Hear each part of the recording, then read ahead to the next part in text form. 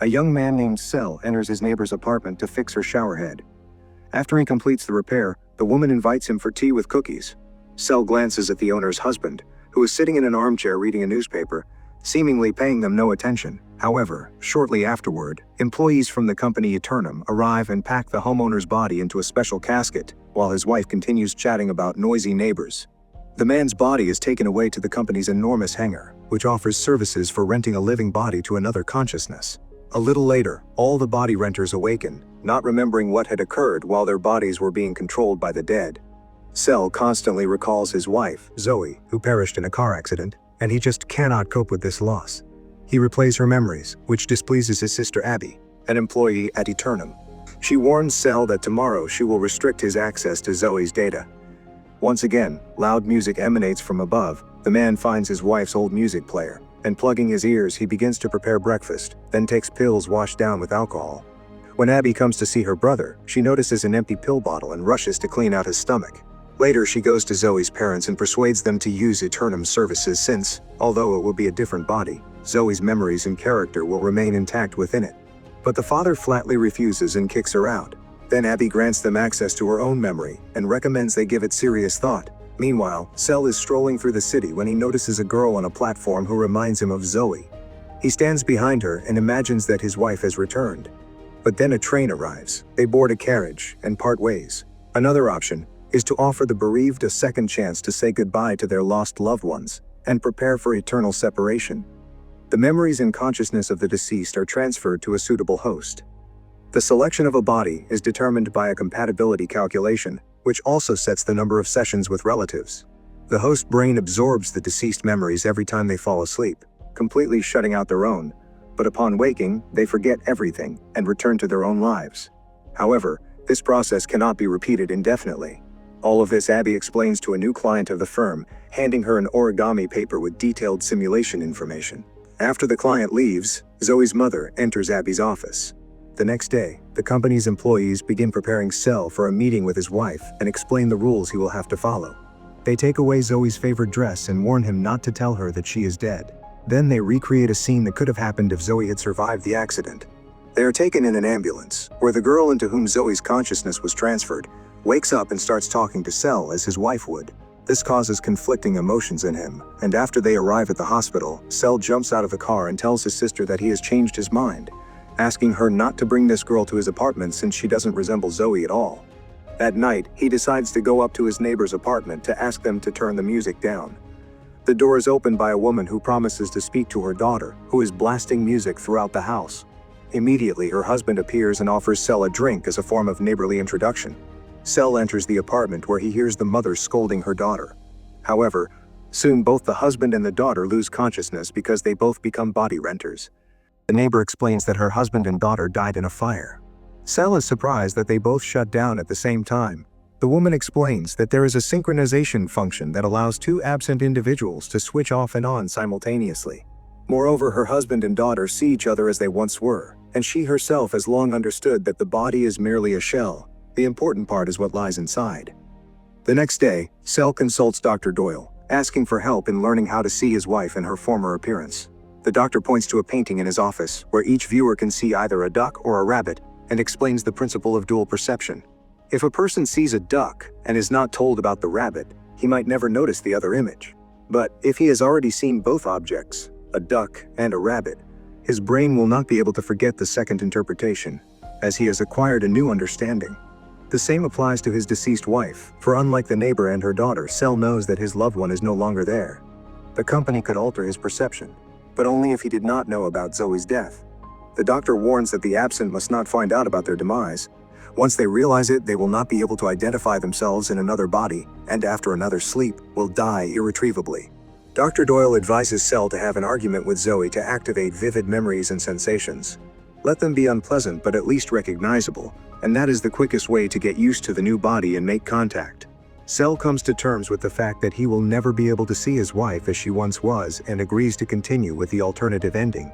Sometime later, the girl with Zoe's consciousness wakes up in the morning in Sel's apartment and, while preparing breakfast, casually chats with him as if nothing had happened. He inquires about her new book, then deliberately provokes a conflict. Zoe, feeling irritated, starts raising her voice and an argument ensues between them.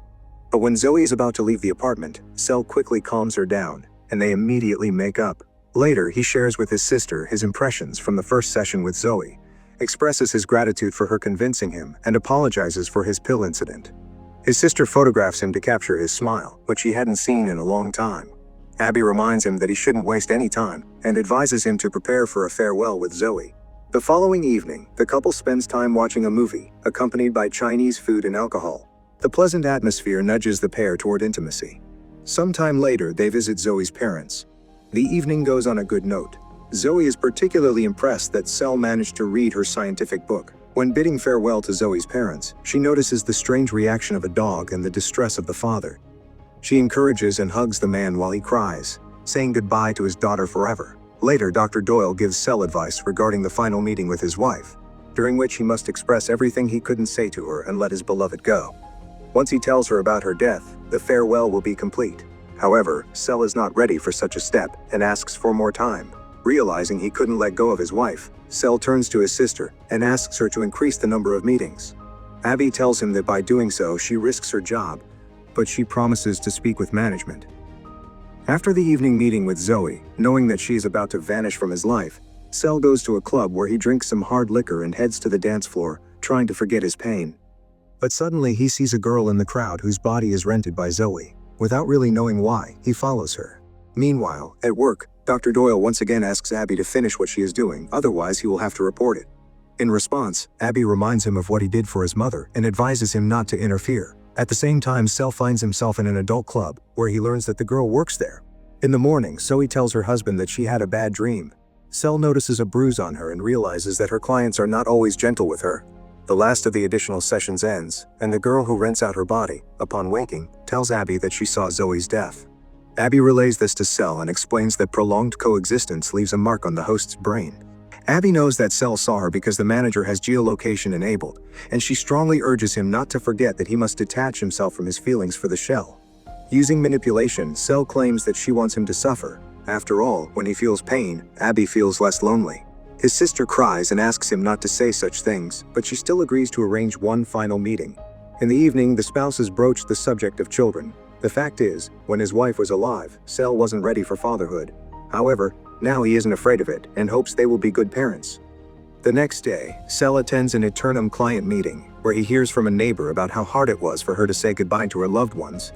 After she informed them of the death, her husband unexpectedly left before her daughter did. She spent a lot of time with the girl while she was crying and saying she didn't want to die. The doctor advises choosing one object that reminds one of the departed and trying to live without it. Sel chooses the music player. In the evening, he goes to an establishment where he orders a private dance with that very girl. During her dance, Sel can't hold back his tears. Later, he waits for her outside, and when she comes out, she immediately recognizes the emotional client. He explains that he cried because he was left without a wife. She invites him to her home. In the apartment, she immediately starts taking off her clothes, thinking that's what the client wants. But Sel asks the girl if he could simply just be with her. She refuses him, asking him to leave. In the morning, the girl feels strange, and upon arriving at work, she tries to figure out what is going wrong. Sel goes to the club again and learns that her name is Ava. He confesses that his wife died, to which Ava advises him to make friends. Sel inquires about the Eternum origami that is lying in her apartment, and Ava admits that she rents out her body. But the man notices that it's for clients, not for the body owners, and that means she too cannot let someone go yet. Ava believes, adding farewell, that she lacks the courage to end her own life. Later, he comes to her with Chinese food that Zoe used to love. Ava says she can't stand Chinese cuisine, and Sel admits that he doesn't like it either, but he wants to apologize. The pair go for a walk. She explains that by renting out her body, she hopes that someone depressed will be able to solve their problems. Suddenly, she asks about having children. Upon learning that they don't have any, she confesses that she had contacted the company to get her child back. But she couldn't come up with what to say to him, so she abandoned the idea. The next day, the couple visits an exhibition of memories of the departed, and Sel reveals that he had illegally viewed Zoe's memories since his sister works at Eternum. Ava confesses that she would feel uncomfortable if someone were to view her memories, and Sel explains that in his memories people would see a lot of shoes because during particularly important moments, he distinctly remembers them. Later, while riding the metro, Sel inadvertently looks at Ava's boots, and noticing this, she smiles. Sel brings the girl to his place, and Ava admits that she likes him. That's exactly why she invited him to her apartment even though she had never done so before. But upon seeing him, she suddenly realized that she wouldn't mind sleeping in the same bed with him. Ava kisses Sel. After he steps out for a short while, she looks around and finds the music player that she had seen in her dream. Sel tells her the whole truth, confessing that he was responsible for the accident. Ava becomes distraught, realizing the full extent of the situation, and leaves. The next day, she goes to Eternum to speak with the woman who registered her. Later, Abby visits Sel and tells him that Ava came by, but she promises not to tell anyone about what happened. Sel thanks Abby for everything she has done for him. But before he leaves, Abby begs her brother to talk with Ava, as this girl surprised her very much. However, Sel replies that he doesn't need it and asks his sister not to worry about him. In the evening, Sel goes to Ava to apologize, but soon realizes he's actually facing Zoe. The tearful wife asks if he was honest about discussing parenthood. Sel falls silent, and Zoe explains that the body's owner had spoken with his sister, urging her to wake her one last time to reveal the truth. Not understanding what truth she means, Sel listens as she clarifies that she was awakened to say goodbye, asking him never to blame himself. Neither of them truly survived that catastrophe. At the same time, Abby is crying in her office. Then she gathers her things, including photos of the owners whose bodies were occupied by the consciousness of her late brother. It becomes clear that Abby had been breaking the rules for a long time, as she could not come to terms with her brother's death. She leaves the office with a box of her belongings and looks at Doyle, who apparently did turn her in to the higher-ups. In the evening, in Ava's apartment, two people lie in bed and look at each other before turning off the light. In the morning, upon opening their eyes, they realize that they are together.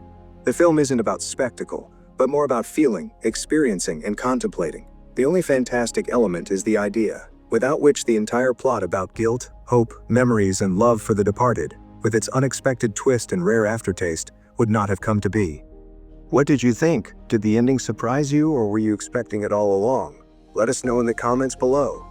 If you enjoyed this recap, don't forget to like, subscribe, and hit the notification bell so you never miss our next movie breakdown. Want more? Check out our recap of similar movie right here. Thanks for watching, and we'll see you in the next one.